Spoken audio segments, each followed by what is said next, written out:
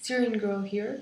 I recently published an article with Lizzie Fallon about a myth that's been going around for quite a while now that I really wanted to debunk, and that is the notion that Israel does not want to see Assad fall.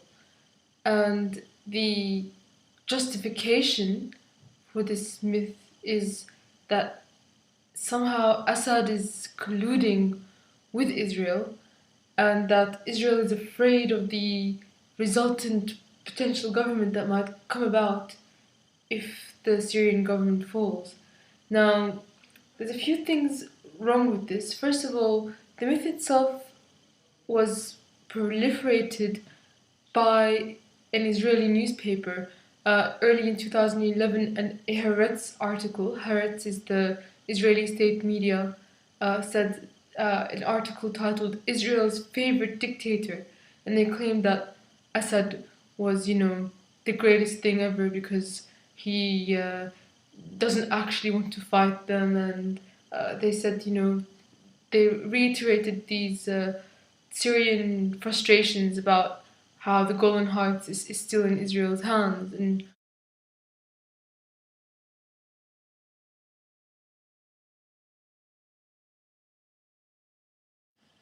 it's surprising how many usually politically aware people have bought into this myth, and it's mostly amongst the left.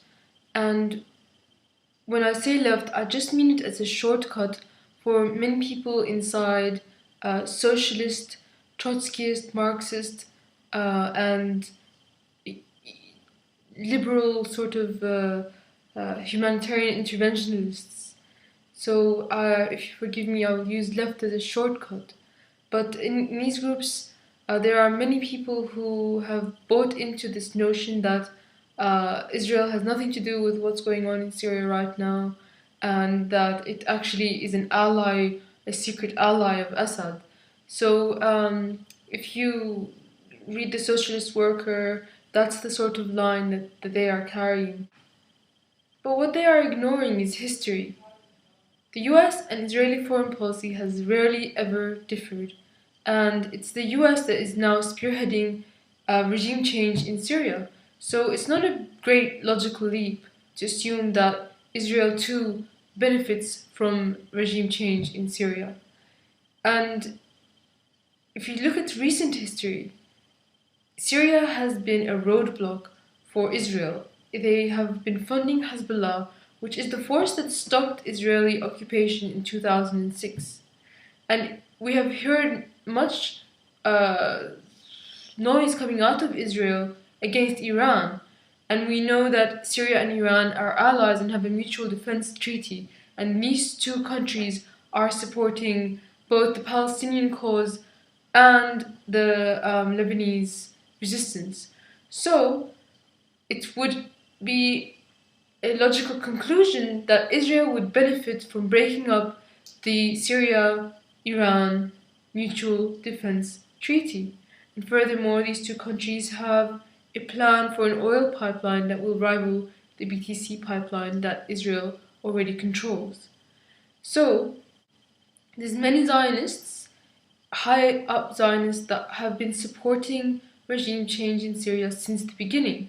And this is Bernard Henry Levy and Joe Lieberman. These are the men that have been working behind the scenes and meeting with the FSA to try to create regime change in Syria. And more recently, in the last few months, the mask of this myth that Israel doesn't want to see Assad go has been falling. And you have voices from the Israeli President Shimon Peres, their defense minister Ehud Barak, and their vice prime minister and their foreign minister. They all have come out and said they would like to see Assad go. So although those people who maintain this notion that Israel doesn't want to see Assad go, well, how do you explain this?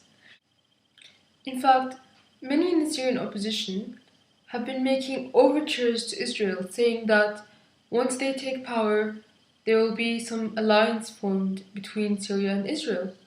The Syrian National Council, which is the government that the US set up that's supposed to take power once Israel falls, their spokeswoman, Basma Kodmani, was appearing on a French television program saying that Israel is the ideal democracy in the Middle East and that Syria and Israel should be friends. She was also an attendant of the Bilderberg 2012 conference. So it's clear that she has the establishment's tick of approval. And if we look at some other names in the Syrian National Council, Amar Abdul Hamid, Radwan Ziadi, they have all come out and said statements that are friendly to Israel. And even outside the SNC, there's opposition members that have come out and said, yes, we would like to make alliances with Israel. So it's clear that Israel is going to be a beneficiary once the Syrian government falls if the US gets its way. So this is clearly in Israel's agenda to create a regime change in Syria. And some might say, well, the Syrian National Council doesn't represent the opposition in Syria. Well, in fact, even the Free Syrian Army had their spokesperson, which was formerly their spokesperson, Dani Abdul Daim, appeared on CNN saying that he wouldn't mind Israel to occupy Syria if it helped get rid of Assad.